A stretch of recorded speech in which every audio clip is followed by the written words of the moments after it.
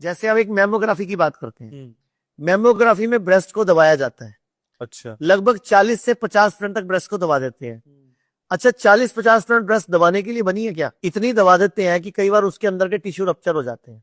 Recently किसी ने हमसे एक वीडियो शेयर किया जिसमें ये दिखाया गया कि मैमोग्राफी जब करा जाता है तो ब्रेस्ट का एक जो एक्सरे होता है उसमें कंप्रेस किया जाता है ब्रेस्ट को, और वो उन्होंने उसको कंपेयर किया जैसे एक संतरे से, कि एक संतरे को अगर हम कंप्रेस करते हैं तो वो रप्चर हो जाता है। और उसमें उन्होंने दिखाया एक पहलवान किस्म के इंसान के हाथ में संतरा दे दिया और उन्होंने वो संतरे को प्रेस किया तो रप्चर होके जैसे वो जूस आसपास के लोगों में गिरा। और उनका ये कहना था कि जैसे ये संतरा डैमेज हो गया इसी तरह से हमारी बॉडी में ब्रेस्ट टिश्यू भी डैमेज हो जाता है, और ये डैमेज की वजह से कैंसर आगे चल के डेवलप हो सकता है।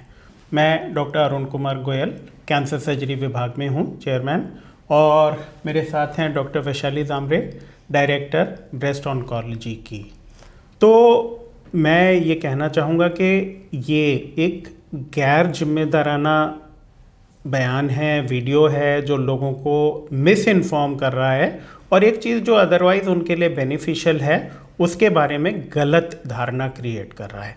तो इसी को हम क्लैरिफाई करने के लिए आज यहाँ पे आपके सामने आए हैं।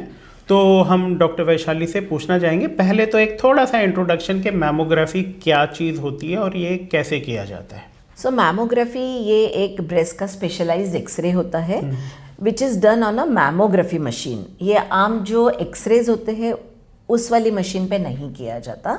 ये स्पेशलाइज्ड एक्सरे होता है ब्रेस्ट का, जिसमें दोनों ब्रेस्ट को एक एक करके प्लास्टिक के कुछ सॉफ्ट प्लेट्स होते हैं जिसके बीच में कंप्रेस करके किया जाता है। ब्रेस्ट को कंप्रेस करने की ज़रूरत इसलिए पड़ती है क्योंकि ब्रेस्ट एक 3 डायमेंशनल ग्लोब्यूलर स्ट्रक्चर होता है।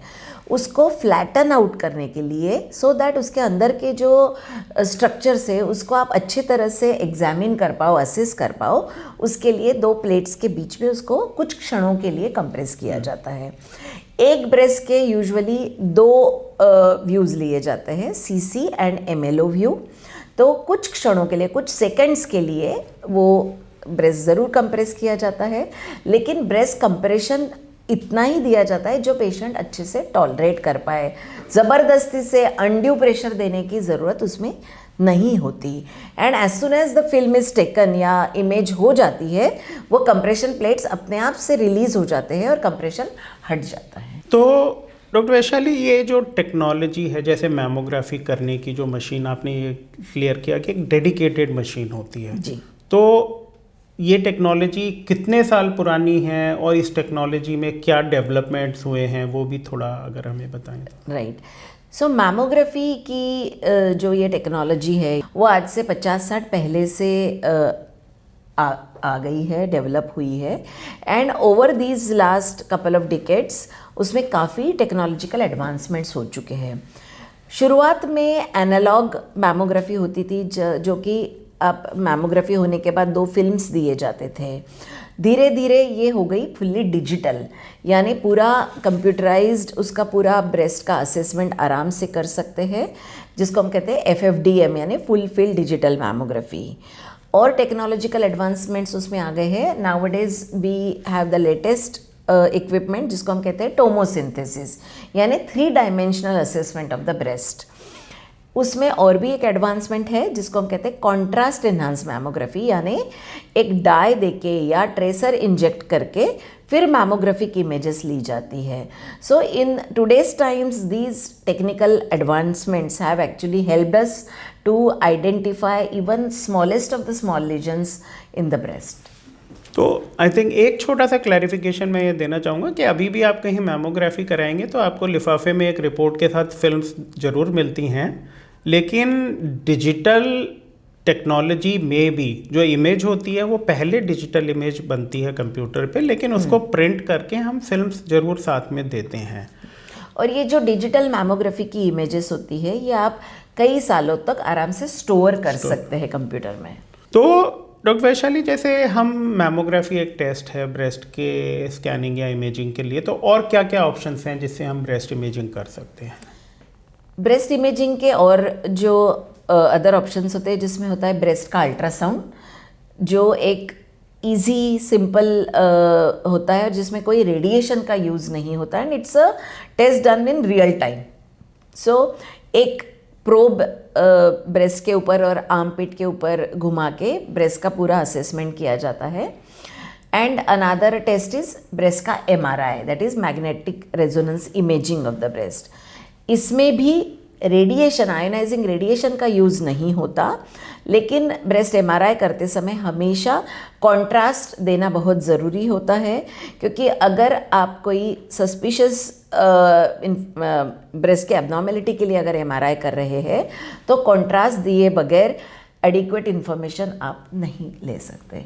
सो breast ultrasound, mammography and breast MRI, these are the three important techniques which are used for breast imaging. तो जैसे डॉक्टर वैशाली, ये मैमोग्राफी और MRI काफ़ी लोगों में ये दोनों टेस्ट होते हैं, और ज़्यादातर केस में जब ऐसा होता है तो पहले मैमोग्राफी होती है, बाद में MRI किया जाता है. राइट. तो ऐसे में MRI में कभी ऐसा नज़र आता है कि मैमोग्राफी की वजह से कोई टिश्यू डैमेज हुआ, रप्चर हुआ? ऐसा कभी नहीं नज़र आता. एंड मैमोग्राफी उसके बाद MRI करना, ये हम काफ़ी हद तक हमारे क्लिनिकल प्रैक्टिस में यूज़ करते हैं, क्योंकि कभी कभी ऐसा होता है कि mammography alone may not give complete information which we are looking for. Specially surgical planning के लिए यंग पेशेंट्स में हमें MRI की भी ज़रूरत होती है. So and it is always mostly mammography पहले होती है और फिर MRI होता है. तो ऐसा MRI में कभी भी नहीं दिखता है कि मैमोग्राफी की वजह से ब्रेस्ट के अंदर कोई चोट लगी हो या कोई इंजरी हुई हो. MRI आज के दिन जो हमारे बॉडी के जो सॉफ्ट टिश्यूज़ बोलते हैं, हड्डियों को छोड़ के सॉफ्ट टिश्यूज़ के लिए सबसे सेंसिटिव टेस्ट है, और वो टिश्यू की मिलीमीटर लेवल पे डिटेल्स हमें दिखाता है.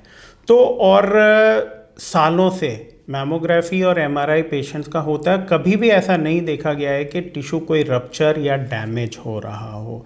दूसरी चीज़ ये है कि जो मैमोग्राफी है आज, जैसा डॉक्टर वैशाली ने बताया कि 50-60 साल से इस्तेमाल हो रही है, और इसका इस्तेमाल वेस्टर्न कंट्रीज़ में तो स्क्रीनिंग, पॉपुलेशन स्क्रीनिंग के लिए होता है, जहाँ करोड़ों लोगों की हर साल मैमोग्राफी होती है. तो अगर थोड़ा सा भी कोई इससे नुकसान या डैमेज का 1% भी एविडेंस होता तो ये टेस्ट को पब्लिकली इस तरह से वाइडली अवेलेबल नहीं कराया जाता. तो इसके बाद मैं डॉक्टर वैशाली से यहाँ एक सवाल और पूछना चाहूँगा कि जैसे मैमोग्राफी हम लोग डायग्नोसिस या सिम्टम्स के लिए तो करते हैं, या स्क्रीनिंग मैमोग्राफी का क्या रोल है, और इंडिया में उसकी कोई पॉसिबिलिटी या एप्लीकेशन क्या हो सकती है? स्क्रीनिंग मैमोग्राफी एक्चुअली एक पर्टिकुलर एज के पेशेंट्स में की जाती है जहाँ पे ब्रेस्ट कैंसर का रिस्क ज़्यादा होता है. Usually it starts from the age of 45-50 years. Usually 70-75 साल तक एट रेगुलर इंटरवल से स्क्रीनिंग मैमोग्राफी की जाती है. यूरोपियन कंट्रीज़ में, US में या UK में ब्रेस्ट कैंसर का जो इंसिडेंस है वो इंडिया के कंपैरिजन में काफ़ी ज़्यादा है. So that is the reason population based screening programme वहाँ पे कई सालों से, कई डेकेड्स से चल रहा है, जो इसलिए चल रहा है क्योंकि मैमोग्राफी ये एक ऐसी टेक्नोलॉजी है जिससे अगर कोई ब्रेस्ट कैंसर की शुरुआत हुई है ब्रेस्ट के अंदर, लेकिन अभी पेशेंट को उसकी वजह से कोई तकलीफ नहीं या कोई सिम्टम नहीं नज़र आ रहे हैं, या even breast specialist are not able to feel any abnormality in that particular ladies breast, लेकिन अगर ब्रेस्ट कैंसर की शुरुआत उसमें हुई है तो वो मैमोग्राफी द्वारा ही आप उसको डिटेक्ट कर सकते हैं. यूजुअली ऐसी एबनॉर्मेलिटीज़ माइक्रो कैल्सिफिकेशन यानी कैल्शियम के छोटे छोटे डिपॉजिट्स होते हैं, उस रूप में एक्चुअली मैमोग्राफी में दिखाई पड़ती है. सो ये हमारे देश में इसलिए अभी पॉपुलेशन बेस्ड स्क्रीनिंग नहीं है क्योंकि ब्रेस्ट कैंसर का इंसिडेंस हमारे देश में इतना ज़्यादा नहीं है. Although the incidence is year on year थोड़ा थोड़ा बढ़ रहा है, लेकिन it is not as high as European और कंट्रीज़ और इन द US.